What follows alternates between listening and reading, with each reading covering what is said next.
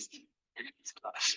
So welcome to this panel. So the title of it is The Impact of Narratives on Humanitarian Action, Principles and Partnerships in Ukraine. So my name is John Bryant. I'm a researcher at the Humanitarian Policy Group at ODI. Should I let Mariana and Sylvia introduce themselves maybe? So, John. Hello, everyone. My name is Olga Shevchuk-Kluziva. I represent the Alliance of Ukrainian Civil Society Organization, where I work as head of civil society. Right. Yeah, and then I will pick up on. My name is Mariana Zawiska, and I'm representing a Kiev-based company who is doing research in humanitarian and development sector. And I'm one of the co-authors of the report, which we will be discussing today. This one. The narratives and the Ukraine response. There is a QR code after the panel. You can also scan it and access. And maybe just before I pass the mic to Sylvia, just to acknowledge that this report was done by 3 organizations: ODI, Global Open Space Works Ukraine in Ukraine, and our colleagues Migration Consortium in Poland. Yes, thank you. And Sylvia, hi. Yeah, hi everyone. My name is Silvia Colonna. I'm the head of the International Law and Policy team at the British Red Cross, joining from London today.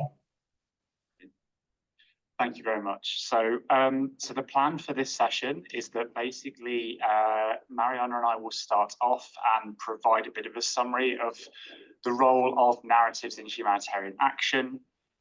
We will try and keep it relatively concise between us. We'll hand over to Ola and Sylvia for their reflections and their contributions, and then we will open it up for Q&A. So thank you for everyone for attending, both here and online. Just a reminder, the event's being recorded. You'll be able to listen back to the discussion through ODI Global by next week. So the starting point for this discussion is that a few months ago, HPG with our partners published some findings from research that looked at narratives around the response to the war in Ukraine and their implications for humanitarian action. So that paper explored how stories and frames of issues like vulnerability and resilience and principles and solidarity have come together in the Ukraine response in ways that have sometimes caused tension, but also have brought new lessons to learn here in the Ukraine response, which is obviously still ongoing. This is not to frame this as a retrospective on something that has passed. It continues to evolve, of course, but it also carries with it lessons for other crises. And so we're reflecting on these issues. We're taking a kind of broader look. We're casting back a couple of years in some cases to the start of 2022. I will just talk briefly about 3 things, basically. What we are talking about when we talk about narratives in this work. I'm going to talk about a little bit about the brief overview of research findings, all of which are in this paper. And will be described more comprehensively in the paper. And then why it's relevant, I think, to the kind of current moment that the sector sort of finds itself in. Because I think the risk is, you know, we all perhaps leave this conversation thinking that's interesting, but, and this is just to really emphasize the kind of centrality of what we're talking about in the current moment, really, and the current kind of crisis the sector is in. So what are narratives and what's their relevance to humanitarian work? So we define narratives in this work as stories with a purpose. And I think we recognize that fundamentally evidence alone is obviously not enough to motivate action. So the ability of individuals and coalitions to kind of effectively legitimize a common set of ideas is absolutely central to policy making. That's been long established in many other fields. It's central to politics, it's central to journalism, it's central to advertising, but it's less talked about, I think, in the humanitarian sector. So this was a sort of partly an effort to kind of think more critically and more reflectively about our own role in narrative making in the sector. So our work explores how narratives impact fundraising and communications and advocacy, and eventually humanitarian responses themselves. So how they shape the diagnosing of crises and prescribing assistance, how narratives could better be influenced and managed going forward to ensure better outcomes for people in need. And we also recognize during this work that they need to be understood as a kind of crucial complement to, rather than necessarily in opposition with, empirical evidence. So I work at ODI, the entire gist of the work at ODI is generating evidence to inform policy. This is not to say that narratives are a bad thing that are in opposition to that. It's a crucial complement to it, and communicating this evidence effectively is really what organizations like ODI seek to do. And just to emphasize as well that the humanitarian sector is far from a kind of passive recipient of narratives, right? I think it has power to influence and shape these stories, and crucially the world of narratives that we're going to talk about is not only about the media and mainstream media, it includes the way we frame our own work and work within our organizations, and and how that manifests in campaigns and advocacy. So that's point one of the three things. The second thing is just on very briefly what we found during this work. As I say, I would direct you to the paper for a more kind of comprehensive set of findings. But as Mariana said, 3 case studies, one in Ukraine itself, one in Poland, one in the UK. It's a mixed methods study, so it included a qualitative survey with volunteers, 80% of them Ukrainians from across those 3 contexts. Many sort of direct interviews and focus groups, and so it's a substantive piece of work. I think it started from the reflection of, generally the role of humanitarian organizations is to raise awareness, right, of emerging crises in a sort of crowded media landscape. And, in Europe, at least, we, can all kind of cast our minds back to, I think what humanitarian organizations faced was quite a different situation in February 2022. At that time, there was, relatively speaking, high media coverage of what was unfolding in Ukraine. And there were declarations of solidarity from donor governments, right? And there were hosting schemes, and there were aid schemes that were built very rapidly and very impressively. And perhaps most importantly, the invasion of Ukraine wasn't really presented as a humanitarian crisis, or at least often the humanitarian element played out in quite a minor way, and that had an influence on how the response to the war was sort of depicted, the invasion was depicted. So we thought it was there was a real moment here to apply the narrative lens, which we had done on other case studies at ODI, to apply that lens to the response in Ukraine. And like every aid context that we'll hear more about this in this panel, you had the international aid sector arriving in places that, of course, had a civil society network and a response network of its own. It was well established. There were civil society organizations that have with them their own narratives around what's happening, an understanding of what their role was. And our intention was to kind of explore these dynamics with the aim of being constructive.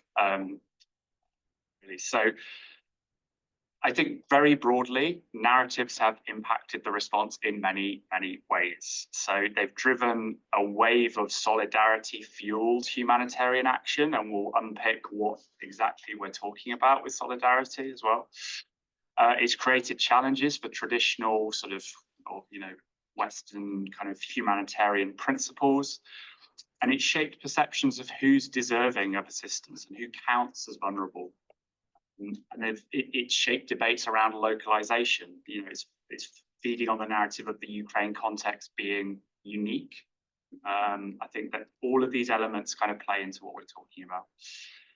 I think many of the key findings from the paper start from the observation of a disconnect between narratives about Ukraine, between how Ukrainians have been portrayed differently, in different places, and how Ukrainians see themselves as resistors and also as people in need of help. We saw a real mix of attitudes relating to issues like vulnerability, to resilience, and those two things not necessarily being a binary. By equally focusing only on resilience, that in some ways is a positive. That can also overshadow very real vulnerabilities, particularly ones that may be less visible. And in reality, of course, we know vulnerability and resilience coexist. And that came out very strongly in this paper, and it's kind of a running theme throughout, that resilience and vulnerability are really two sides of the same coin. And one respondent, as one respondent put it, resilience comes at a cost, and that's really important to kind of recognize and acknowledge. We also saw a ready understanding and acceptance among respondents that both of these narratives coexist. So the qualitative survey that I mentioned, I think a particularly striking finding is 86% of the respondents, these are approximately kind of like 600-700 respondents, 86% of those respondents agreed with the idea that Ukrainians were vulnerable. Almost exactly the same number, 80%, also agreed with the idea that they were resilient. All of this stuff sounds quite obvious, but then when you refer back, you cast your minds to humanitarian communications and fundraising campaigns, suddenly you start to see a bit of an issue, right? But there's hope in that, in that sort of observation as well, in that the public have perhaps a bit more of a ready understanding of what we're talking about in terms of these binaries, maybe not being binaries and being synonymous with each other, not in conflict with each other.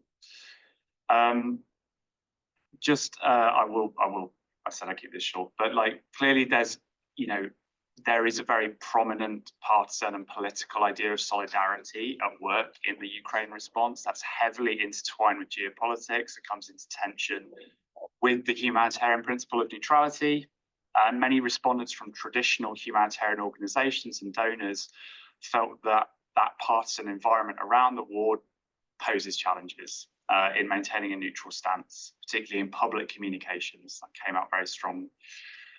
I would also say to that, though, we also saw room for perhaps a little bit more nuance in what solidarity actually means, and potentially room for a bit of a broader understanding of what it means in practice.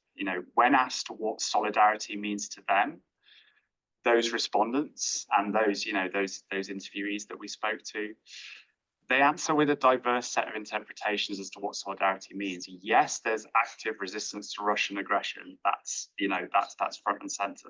There's also ideas like supporting neighbors who are in need, helping fellow human beings who are suffering.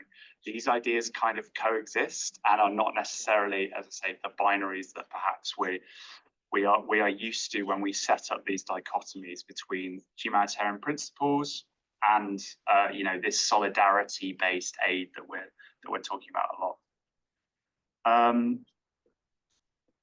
And that's so rather than seeing solidarity as something always opposed to sort of principled humanitarianism, perhaps there's a form of that that's actually at its core. The last thing I want to talk about is just contextualizing the research in the sort of current moment. So this is HNPW, it's organized in when sort of September, October, right? So we put this together. Obviously, things have changed in the previous months, and I'm sure some of us are left wondering what all this has to do with the current sort of moment and the crisis that the international humanitarian sort of community finds itself. I just want to emphasize, I guess, that narratives are not these sort of conceptual things that exist in the ether. They are how organizations and leaders make decisions every day. They have impact, and they're also hardwired into the humanitarian system itself. Narratives are especially important in the humanitarian sector because it fundamentally functions on the idea of a mobilization of empathy rather than a recognition of rights. And as long as that continues and that approach to fundraising and campaigns continues, narratives will always be at the core of what the sector does. As a colleague who's more eloquent than me and is on the call, as Kate Oliver has said, you know, what does it mean to be apolitical when politics is done to you? And I think that to me really it sort of really sums up where we're at with narratives. You know, amid a lot of the discussion around various kind of humanitarian resets and mergers that we will probably be hearing about over the next few months and years, I think there also needs to be time made to also reflect on where 4+ decades of quite reactive, you know, cumulative appeals have sort of left us in terms of the public depiction of the humanitarian work and what it involves and what it, you know, what it does not involve. And the other element I think has renewed relevance for me at the moment is about solidarity. You know, you hear it a lot recently. We've heard it a lot in this forum. It seems to suggest, it seems to be like a good, and I like it, I'm pro it, but it seems to suggest a sort of catch-all term that sort of suggests a more positive, more equitable form of humanitarian assistance. That's really important. It's also important to reflect that solidarity was used a lot in the labeling of the response to Ukraine. You know, 2+ years ago when the full-scale invasion started, the word solidarity was used very commonly then. And it's worth reflecting on the impact of a response that's grounded in solidarity as we move into maybe a world where there is likely to be less of an international presence and less international money. What does it mean to have a solidarity-fueled response? So I'm also very keen on, lastly, you know, perhaps more of a pragmatic line of inquiry for the panel as well, which is, you know, what lessons are there to take simply from a context like Ukraine with that strong civil society network in a world, as I say, where they may likely be there in humanitarian responses with less international presence and money in the near future. So yeah, that's a quick roundup, hopefully, of this paper. I'm going to hand over to Mariana now, who is my co-author for much of this work, and I think has her own reflections and valuable perspective on where we're at, really. So, yeah, thank you, John. Welcome everyone once again who joined the session during this couple of minutes. Yeah, I will be talking about some other topics and narratives that we identify specifically in this plan. Also partially will pick up on what colleagues in Poland also identified when they were reflecting on how narratives about Ukraine, Ukrainians, and humanitarian action shaped the response of Polish civil society and public to the full-scale invasion of Ukraine. I will also touch upon probably 3 topics.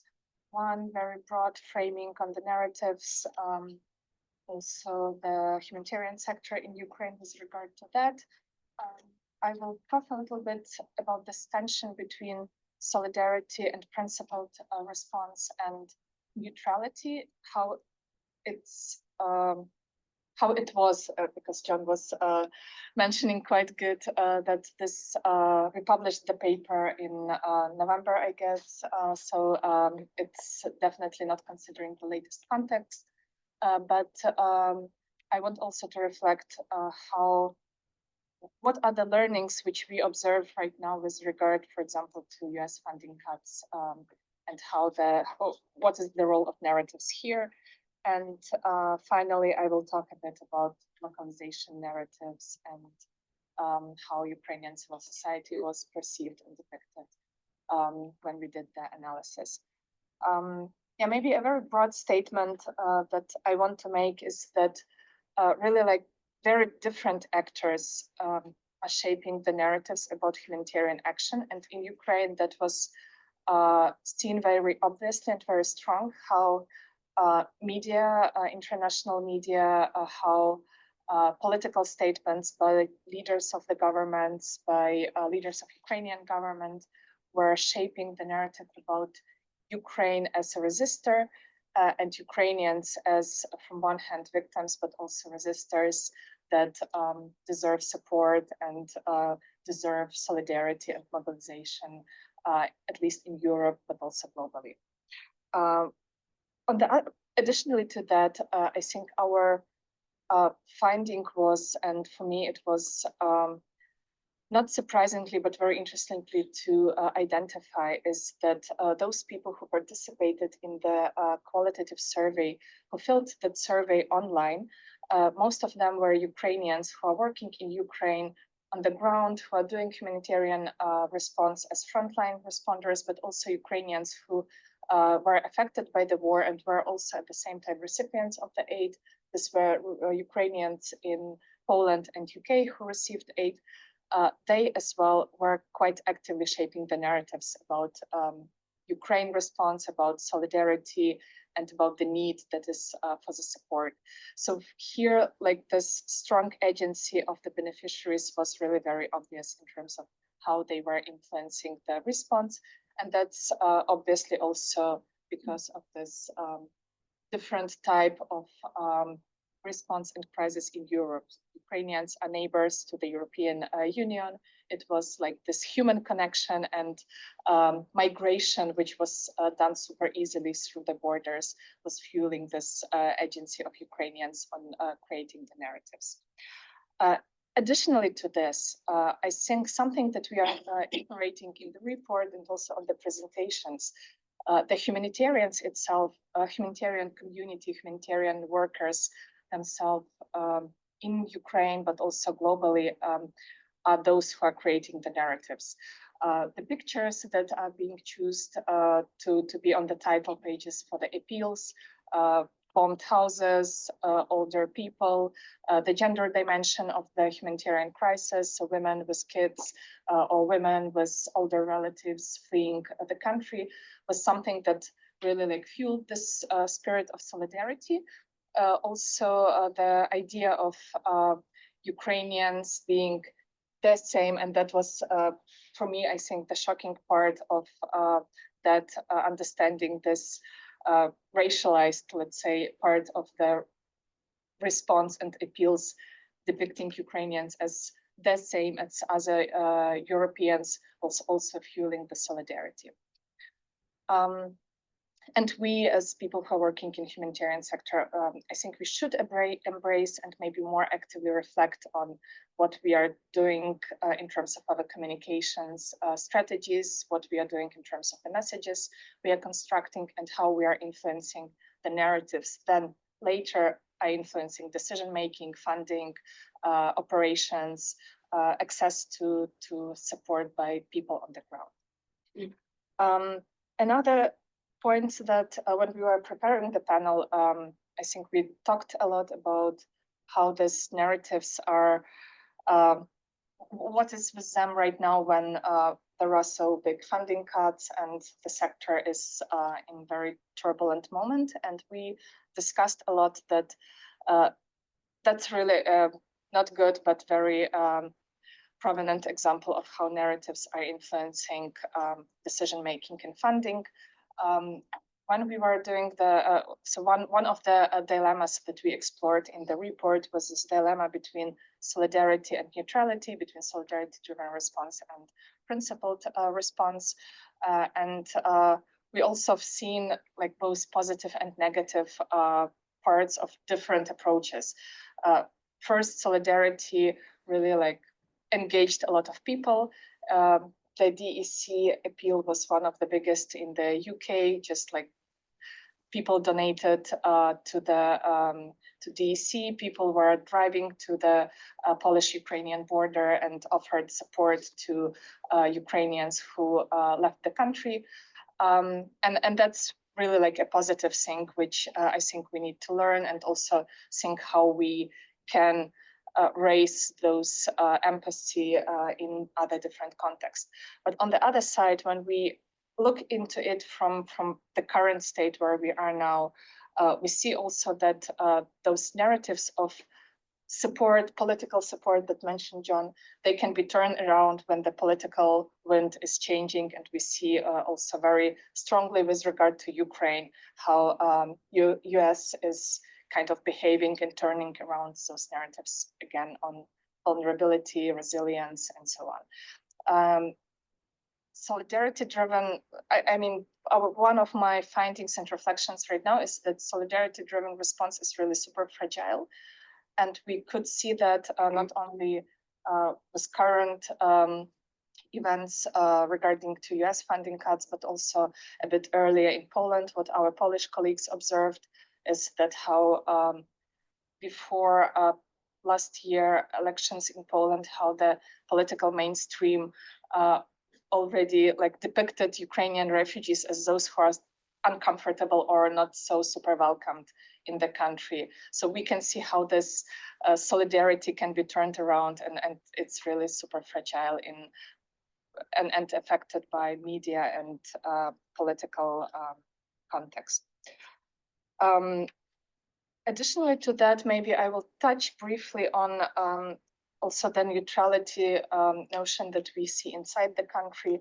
So that is something that the idea of neutrality and the principled response is something that is still a debate in Ukraine. I must say, maybe Ola will say more about that, is that having a lot of support, political support as Ukrainians, there is also like this other unspoken part when neutrality and principled response is put on local civil society already with some delay, some lag, as Ukrainian civil society were those who did the response in first days, weeks and months, not pretty much caring about, let's say, the humanitarian principles, but just doing the response, accessing people in need, providing everything that can be done with little resources under threat and attacks.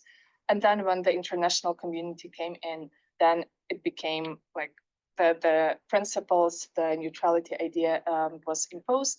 And we've seen a lot of resistance to that because like it was more a question of priorities. And we've heard a lot from Ukrainian civil society that this idea of neutrality was treated more as a bureaucratic requirement and not rather than a real, genuine, let's say, link to the principles. And we've heard one of the respondents in the key informant interviews who is working for international organization told us he's a native Ukrainian. He's sleeping every night in Kiev under drone attacks or rocket attacks. So how he can be neutral in this situation, how he can genuinely support or stand on the principle of neutrality. And on the other hand, we heard a lot from donors community that neutrality was treated in many other contexts as the tool to get access to people who are in need. And this access question in Ukraine is I must say, it's really a root of a lot of frustration because there are many people who are on occupied territories, humanitarian actors, very little can access those people, can provide support, and neutrality is not helping actually anyone to get there. So in the report, in the paper, in the interviews, we get a lot of rhetoric questions. Is it making sense to make this additional pressure on local civil society when we are talking on localization and trying to support local priorities, if this principle is not providing us an added value? So this is an open question. We, I think, also touch a bit on that in the report. And maybe finally, I think I took much more time than I planned.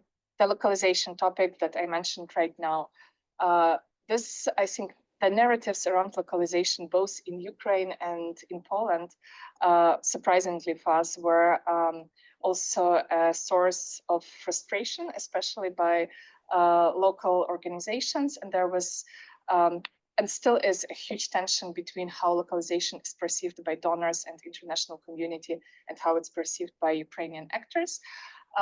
We've seen that international community says like localization in Ukraine is already a successful case. We need to learn about this a lot. At the same time, we've hear just like its direct quote from the key informants, localization is frustration, because the cause is those different actors understand localization differently.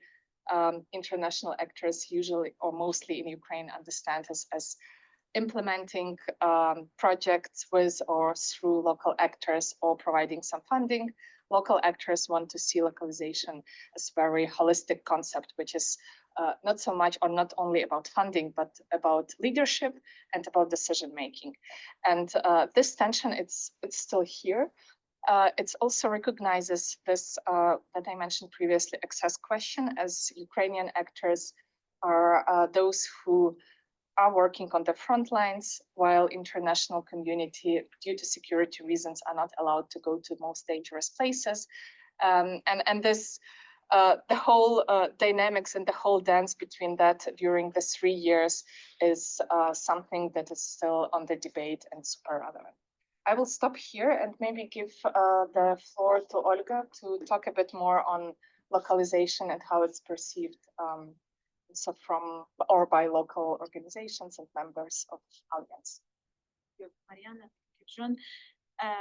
I will, in my short speech, I will introduce our initiative group, Alliance of Ukrainian Civil Society Organization, and I will try to highlight what are we doing with narratives. So the Alliance of Ukrainian Civil Society Organization was established in 2023 and now unites 16 diverse organizations, including large national actors and local actors. Despite our differences in size and focus, all our members share a common goal: localization, and one main rule: equity. With our alliance, or within our alliance, it doesn't matter how big your organization is or how many staff you have. If you are a member, you are treated as an equal partner.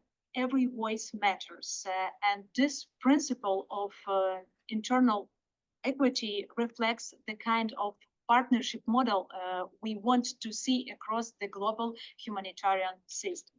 Ukrainian civil society has been responding to crisis since 2014. But after the full-scale invasion in 2022, the extent and urgency of humanitarian challenge demanded new approaches. Localization became not just a concept, it becomes a survival strategy. So about strategy, we develop a localization strategy for Ukraine, which has been recognized at the UN system. It has a clear goal: 25% of humanitarian funding should go directly to Ukrainian organizations. While we are still far from that target, we are building the systems, structures, and the drive to reach it. As Alliance, we conduct advocacy at both the national and international levels. We focus on systemic change. Our work includes dialogue with Ukrainian government, international partners, donors, and academic and research institutions. We advocate for a response system that is inclusive, transparent, accountable, and locally aware. And here, the role of narratives becomes crucial, central. Narratives shape perception. They define how people see a crisis and how they see as a legitimate actors in that crisis. Narratives influence policies, partnership, and resources flows. In Ukraine, they have had profound impact, both positive and problematic.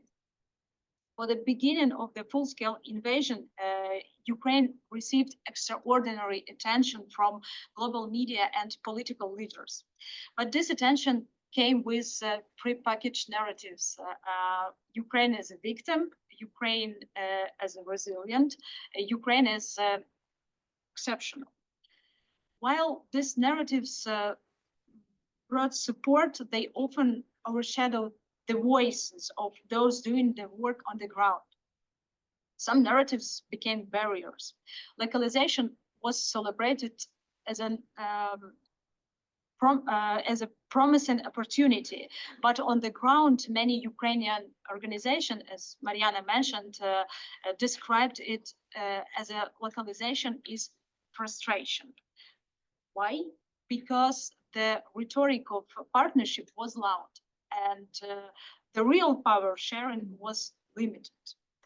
That's why we consistently bring forward three key messages in all our advocacy efforts, messages closely linked to the narratives we aim to shift. I will share with you these narratives that we use. First, it's about dignity. Dignity, it's not just the right to receive aid, it's the right to decide how it should be organized. In the humanitarian sector, we talk about dignity often, but too often we understand it narrowly.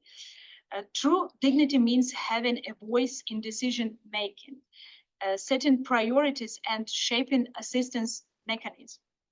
For Ukrainian organization, this is not theoretical.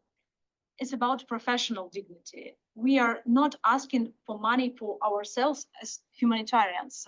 We are asking for the resources and respect to serve people in need, in the most effective way. Second key message is about expertise. Ukraine is, maybe it's a little bit connected with neutrality, I will explain. Ukraine is not just a recipient, it's a donor of expertise. International partners must not only support Ukrainian organizations, they must listen to and learn from them. Ukrainian civil society organizations are not new to crisis response. We face it every day, as Mariana also mentioned, because it's impossible to be neutral in this situation. We have developed effective coordination models, advocacy mechanisms, and crisis strategies. Localization must go beyond funding access. It must include Ukrainian participation in global discussions, research, and decision-making spaces and process. We don't just need a seat at the table. We need our voices to carry real weight. And the last one for today, localization is not just about transferring resources. It's about transferring power. Also, Mariana mentioned. Over the past 2 years, localization has been widely discussed in Ukraine, and not just in Ukraine, but in practice, we have seen only partial delegation, short-term project funding, and Ukrainian organizations mainly treated as implementers. Real localization means decision-making power, and we bring these messages into every conversation with our partners, and we are working to reshape the narratives around Ukraine humanitarian response and what a true partnership looks like. We reject, as an initiative group, we reject that frame Ukrainians as passive recipient. We reject narratives that reduce localization to a technical checklist. We want narratives that reflect complexity, agency, and solidarity. Because what we see and what we see in Ukraine right now, it's not just a crisis. It's a transformation, and Ukrainian civil society is already shaping a new model of humanitarian action, rooted in trust, local knowledge, professional dignity, and shared responsibility. We don't need temporary projects. We need long-term solutions. And if we truly aim to reform the humanitarian system, we must work together to make aid effective, inclusive, and grounded in trust. Thank you so much. No, and I think just it was really powerful there. You talking about localization, not just and connecting this back with narratives. Localization also needs to include providing the space or giving up the space for local actors to communicate the complex realities of where they're working as well. It's to be a part of the outward-facing kind of advocacy and communications kind of role of the humanitarian sector as well. Hello, Sylvia. I'm really keen to kind of bring you into this conversation. So just obviously for an organisation like the British Red Cross, I'd be really keen to hear how you navigate these ideas that we've been talking around solidarity and localization. What do you take away from BRC's experience in the Ukraine response? He says, facing that way. Thank you. Yeah, thank you, John, and thank you, colleagues, for your brilliant contributions. I'm delighted to be here, although remotely. I've been participating in various conversations on the finding of this research, and I continue to enjoy the new insights and analysis that this research continues to generate. So great to be here again today with you. Just a little bit of background, perhaps. So the collaboration between the British Red Cross and the Humanitarian Policy Group began at the very onset of the conflict in Ukraine in 2022. At the time, I remember we were grappling with the complexities and the dilemmas posed by the application of humanitarian principles in such a complex and challenging context. So British Red Cross found in the Humanitarian Policy Group a sounding board and an unmatchable resource to help us articulate these very dilemmas and the complexities that we were facing. So in collaboration with HPG and in conversations as well with colleagues in the sector, in government, with the media, we started exploring issues at the intersection of principled humanitarian action, but also principled humanitarian donorship, donors' foreign policy strategies, and the role of public narratives. These narratives, shaped by governments, the media, public opinion, humanitarian organizations themselves, have been influential, profoundly influential in decision-making around the humanitarian response in Ukraine, in Russia, in Western countries, and beyond. So we then decided to fund this work as British Red Cross because we recognize the profound impact that narratives have on shaping humanitarian responses. As you said, John, narratives are not just stories. They're really powerful tools that influence perceptions, they drive policy decisions, and ultimately also mobilize resources. And by understanding and learning how to engage with these narratives, we wanted to ensure that our humanitarian efforts, our humanitarian diplomacy were more effective, more principled, and aligned also with the needs of those we serve. But when I look back at the questions we started with, I can see the journey of our thinking. I think we started with dilemmas, but I know now that they were not dilemmas to start with. At least they were not meant to be. This research sheds light on the nuances, on the complexities, and importantly, on the coexistence of concepts, principles, and values. And as this research suggests, resilience and vulnerability, for example, they are not binary ideas. The colleagues on the panel were just alluding to that just now. And local and international are not necessarily binary ideas either. Equally, I believe that there is no dichotomy between neutrality and solidarity. So to go to your question specifically, I will try to describe what these non-binary concepts might look like in the practice of national Red Cross societies like the Ukrainian Red Cross in the response, in the recent response in Ukraine.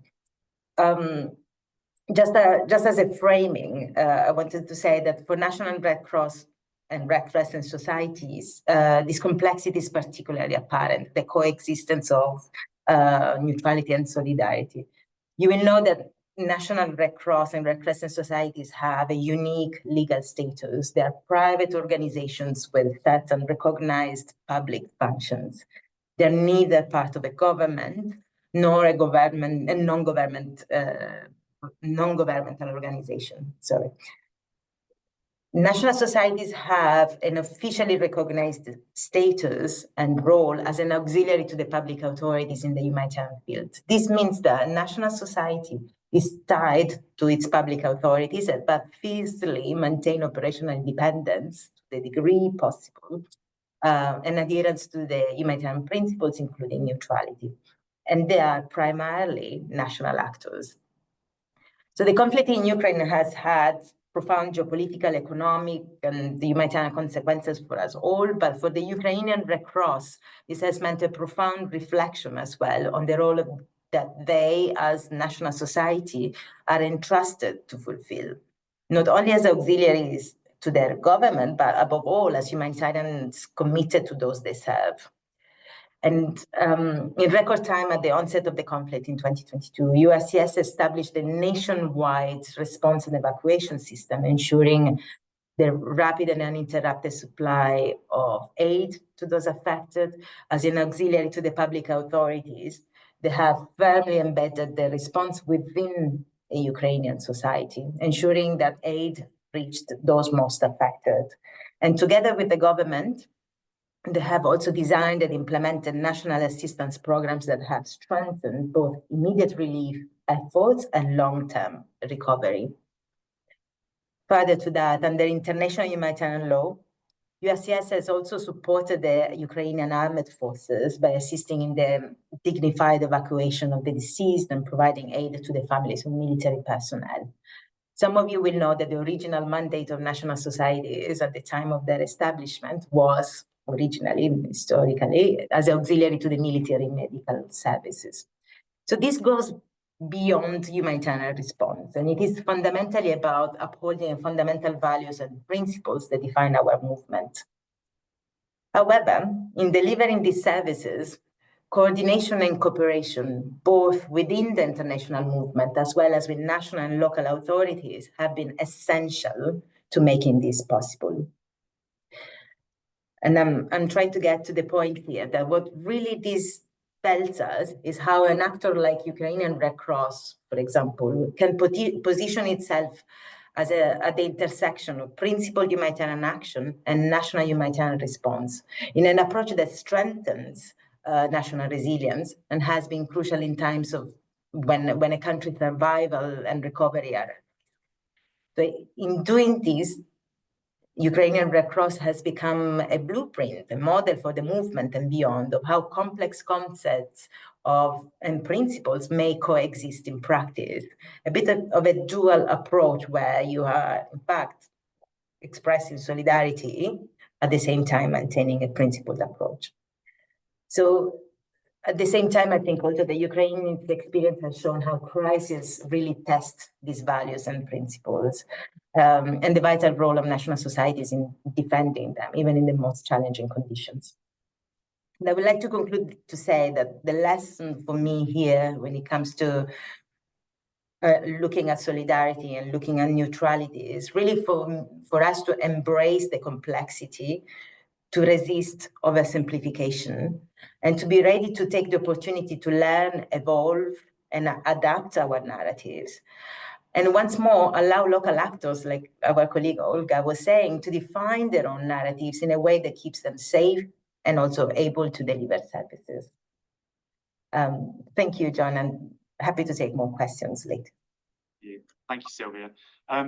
So, I mean, that's sort of, consider the floor open now for questions and reflections, both here and online. I mean, I'm interested in, like, obviously, you know, the various points here.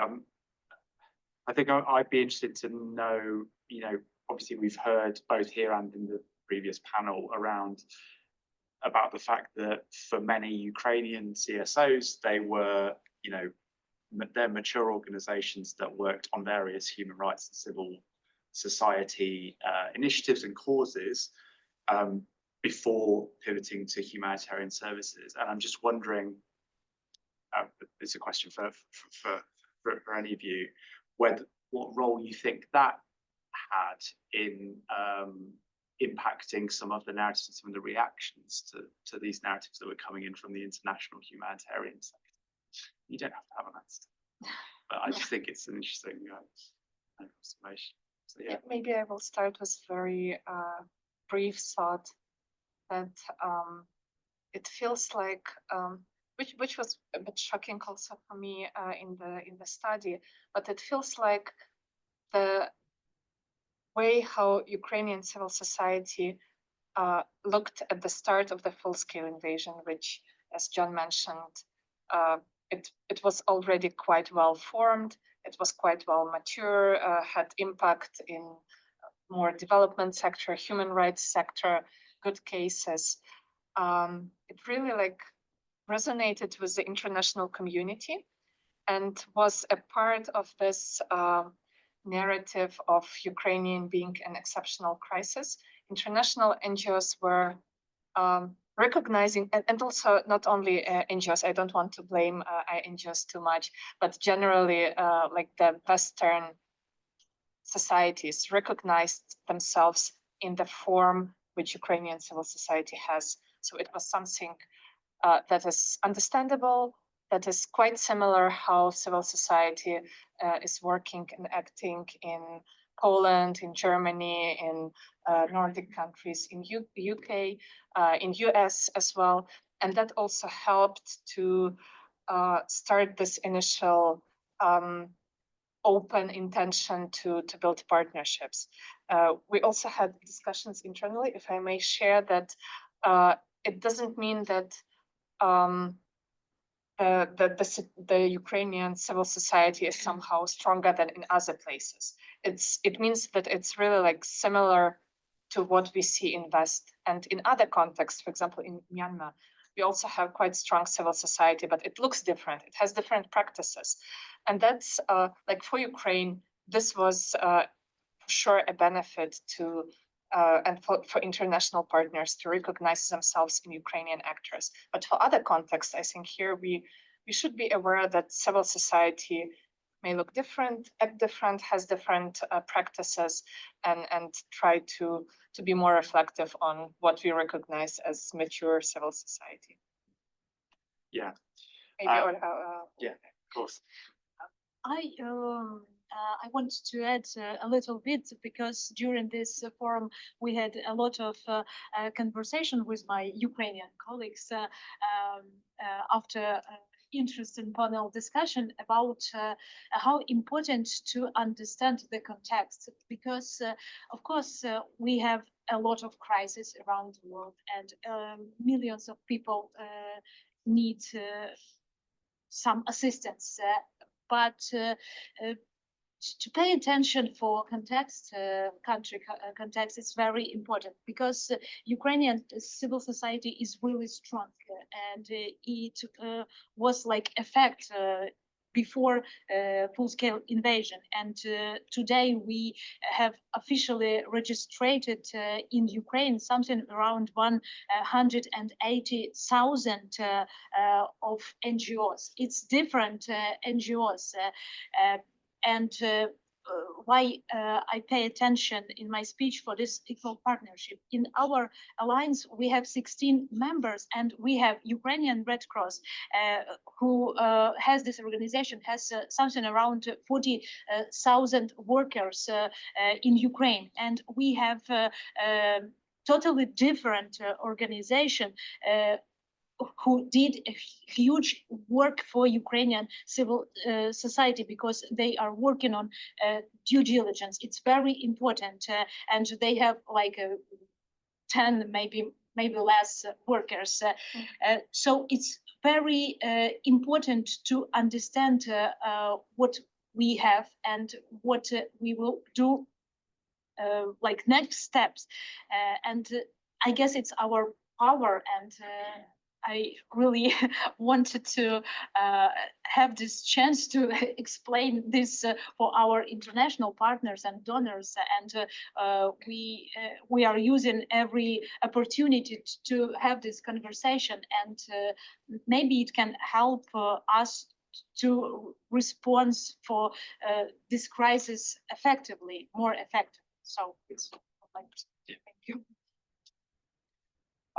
Please do raise your hand if and when there's a question, but we have one from online, which is again for the panel.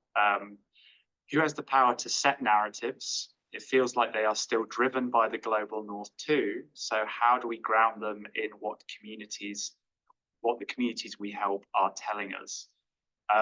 Perhaps I can turn to Sylvia for answering for this in a moment, but I mean, for my contribution to that answer would be that really gets to the heart of what we're talking about, particularly when you think of many of these organizations have signed up for, various commitments to localize, to be more equitable with their partnerships. And these are long-standing policy commitments. For me, the scope of this piece of work really brings in the communications and the advocacy and the fundraising arms of these same organizations, right? So this is a proper, it should be seen as a whole of organizational challenge and a whole of organizational sort of set of responsibilities to localize not just the service delivery, but also give space for local actors to contribute to, campaigns and fundraising,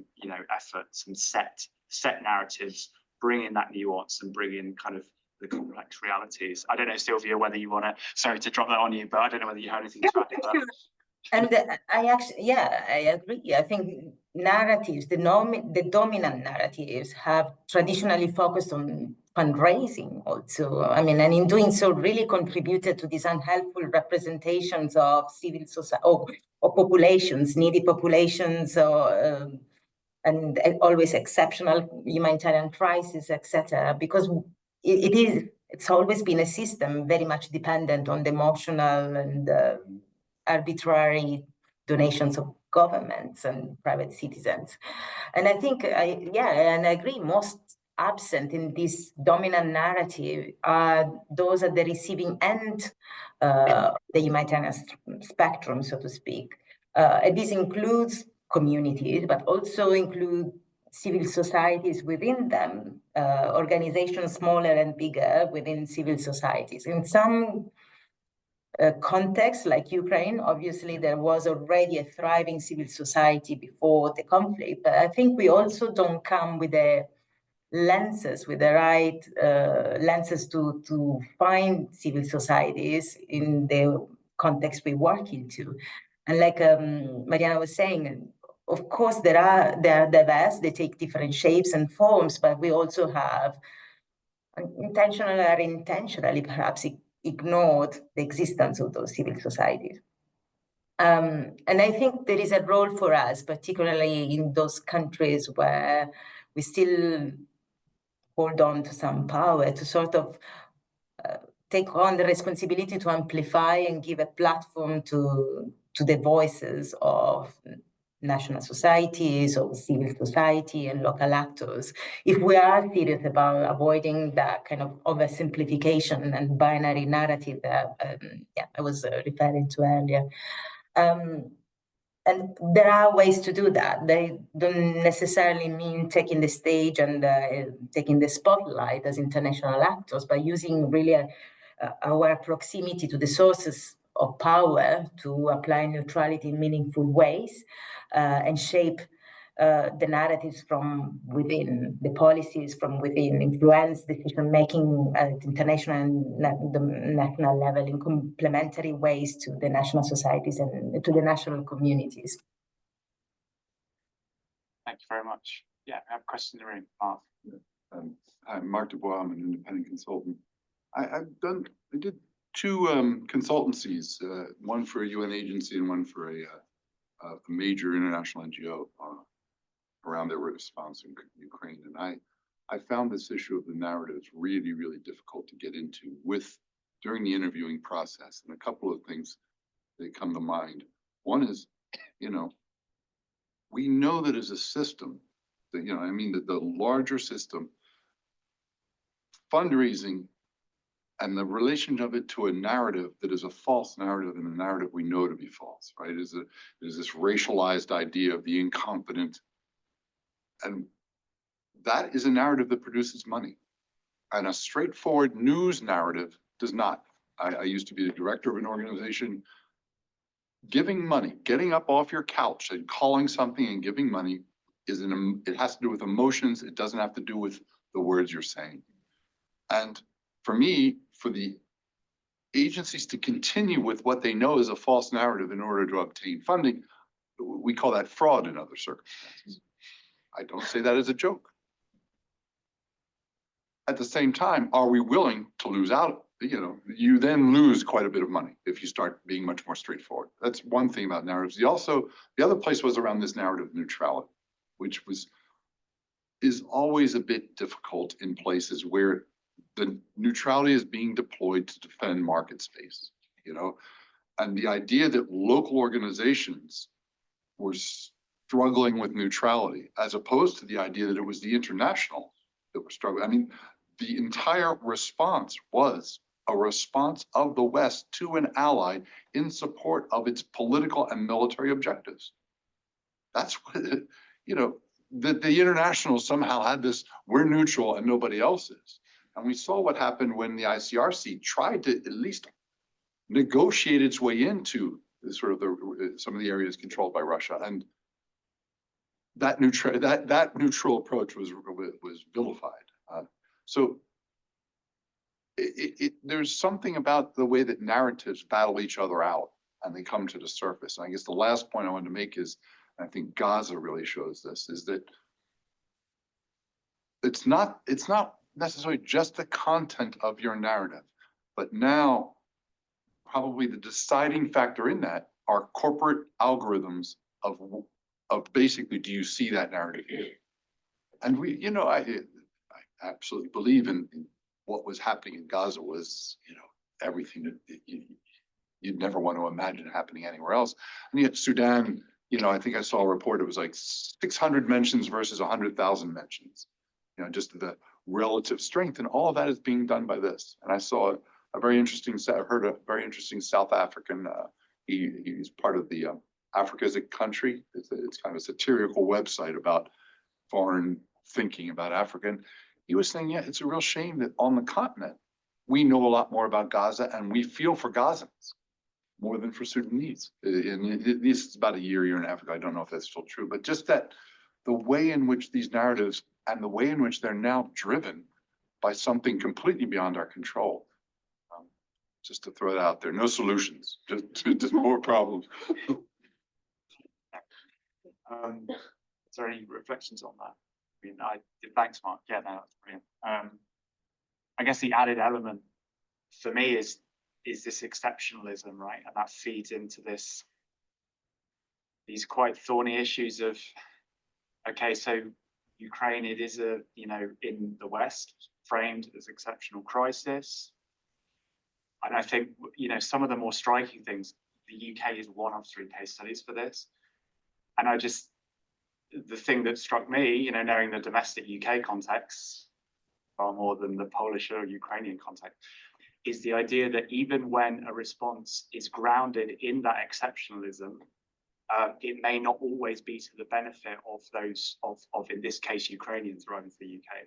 Homes for Ukraine, which is the kind of, it was not an asylum scheme, it was a domestic, unique kind of hosting scheme for Ukrainians. It was really, really interesting how it was depicted in the UK. And I think one of the key sort of parts from that is, obviously, relatively speaking, you look at the state of the asylum system in the rest of the country, the rest of UK for other nationalities, and you think, my God, right, yeah. I think what's interesting about the Ukrainian example specifically is that you had people coming in who had particular vulnerabilities and particular needs that protective framework of a regular kind of asylum process was not even there and not even alluded to. It was grounded in the domestic. People were self-selecting, you know, people. It's a thorny old set of issues, and this is not at all to frame the asylum system for everyone else in the UK as functioning or desirable or whatever. But I do think there's something there in when even that exceptionalism is not working for the most vulnerable people from the context that on the face of it is the one that is quote unquote benefiting from that exception is that then we're all in real trouble. And I think that, you know, that's obviously, there's an argument to say that's by design, right? Like for, you know, that's entirely consistent with a selective approach to protection and basic responsibilities as a state, and various agreements that have been signed up to. Yes. Yeah, I'm a bit slow on reflecting, but maybe one reflection to what Mark said, and then to Sylvia. I think like my insight from the study, and I did quite a lot of the interviews in Ukraine with key informants. What struck me during this process, and I think maybe it's not a solution, but a way towards a solution, what you, Mark, told right now, is that actors in the country, and this were like donors, international organizations, local organizations, representative of the government, for them it was like an insight during the interviews, like narratives, really, like, huh? They are shaping the response. So it was really like something that we do not reflect on the everyday basis, and like really seeing like what are the narratives that are produced. So this, for me, probably one of the solutions or takeaways from this whole project would be to be conscious about the existence of narratives and also about the power of narratives. It doesn't matter what are the content of them, but just to know that they are there and they are influencing the humanitarian sector as much as the elections, as much as the political or private sector. And maybe one last thing, it's partially connected to the previous question. I think also what we had a lot of debates with our Polish colleagues is that this concept of global north and global south, and then you appear in Ukraine or in Poland, and where are you? In which part of the world, how you are treated? Because if Ukraine or also Polish colleagues who are first line responders are in the global north, then our voices should be stronger and should be more impactful if we take this concept of global north shaping the narratives. And if not, then there is, yeah, are we accepted also by the communities in global south as those who need this or who need some additional support or who need this justice in the global constellation? So that is an open question. We had really a lot of debates, and with our colleague Sarian appearing in different international events, we were trying to find ourselves in this model. And whereas the East Europe, whereas Poland as a country who is providing support, but then there are a lot of civil society who became as vulnerable as Ukrainian civil society, as frontline responders, having a similar mental toll, burnout, and all the challenges related to this idea of localization as frustration is equally related to them as to Ukrainians. Oh. So Sylvia. Oh, yeah. Maybe just I was listening to Mariana. Maybe to pick up on what Mark was saying in terms of it's a narrative that produces money and it's worked so far, but I was actually reflecting on whether that narrative, whether it's still the case in the current situation, in the backdrop of the budget cuts that we are witnessing, whether in fact using the narrative of vulnerability, exclusive vulnerable populations, or exceptional crisis, whether that narrative will continue to work. I don't think so. Maybe it is a little bit of a moment of recognition where in fact we can learn from the experience such as the one in Ukraine, where we can sort of help making these narratives a little bit more complex, more complete, and also include elements of self-reliance and resilience and strength alongside describing situations of need. Thank you. Again, floor is open for questions. I mean, we could return a little bit to the idea of solidarity and a solidarity-based response, and what we were to, how we're interpreting that collectively. And I just think it's very interesting that we hear a lot, we've heard a lot about, solidarity over the past kind of few months, and in the context of these various cuts and threats to humanitarian space and other other sort of injustices and issues. As I said before, I think what's really interesting about the Ukraine context is that obviously the word solidarity was used almost, if we go back a couple of years, it was a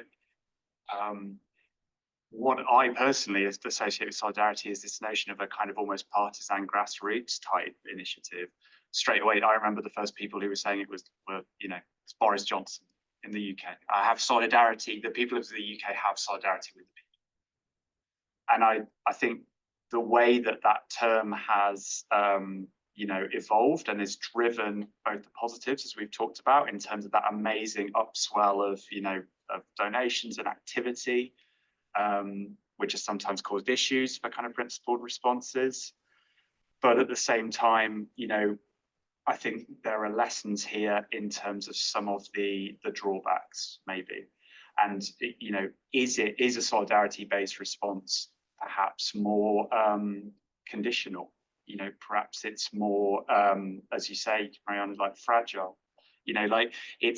I think in terms of lessons for other cases, for other contexts, as we think, what's the sector going to look like over the coming kind of years and things, I think there are real lessons here from the Ukraine response, because it's a response that was always grounded in this language of solidarity.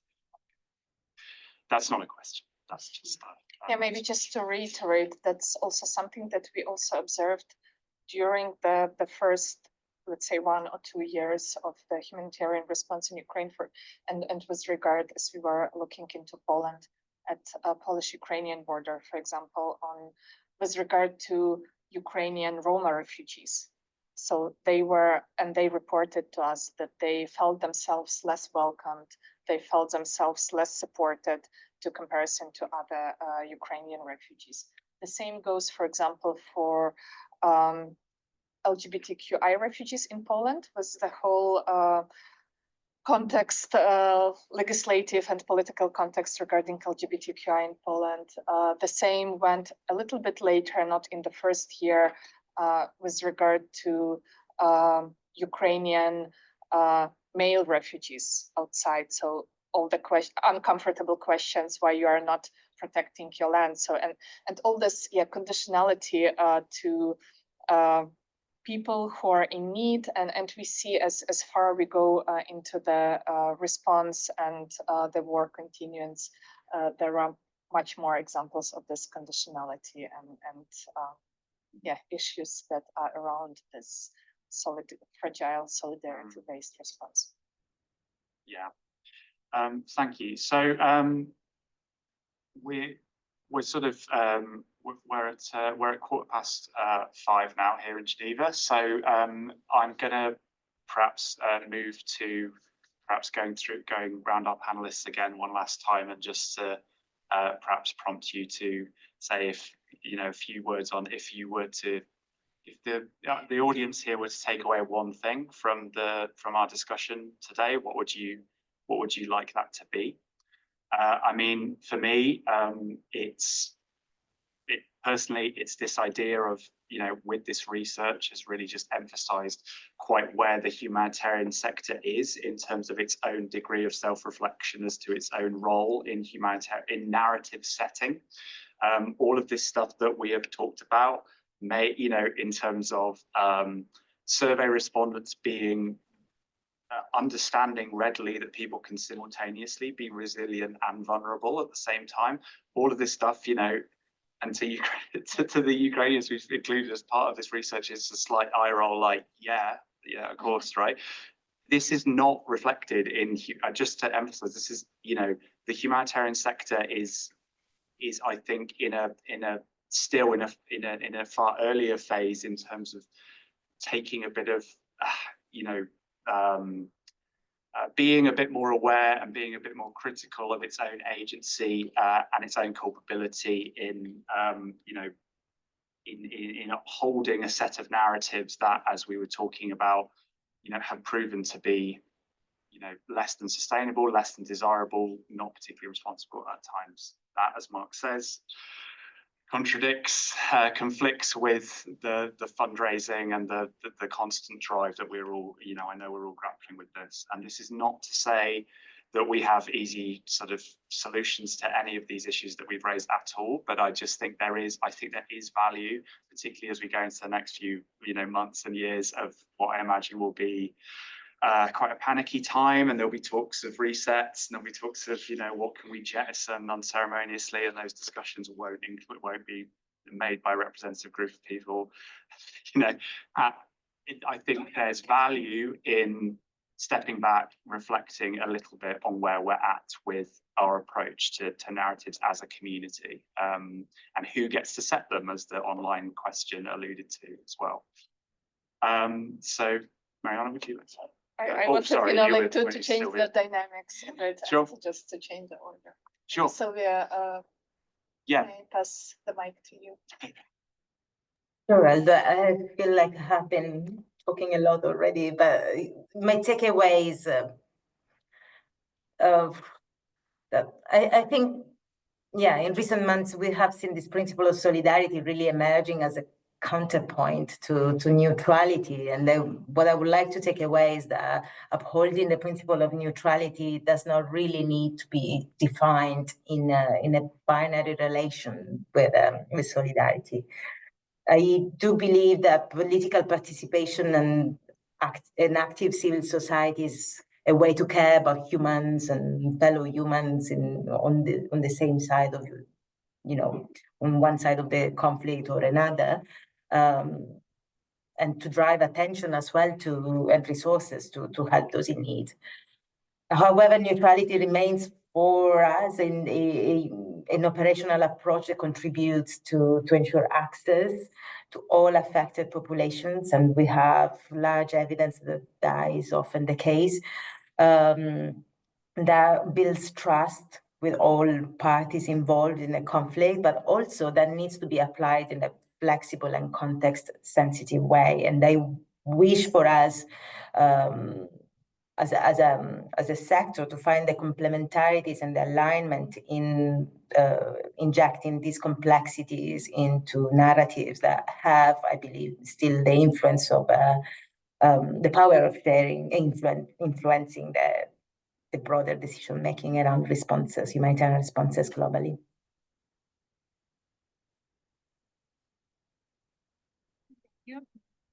Thank you so much for this discussion. It's very important, and I was thinking I have some background in communication, strategic communication.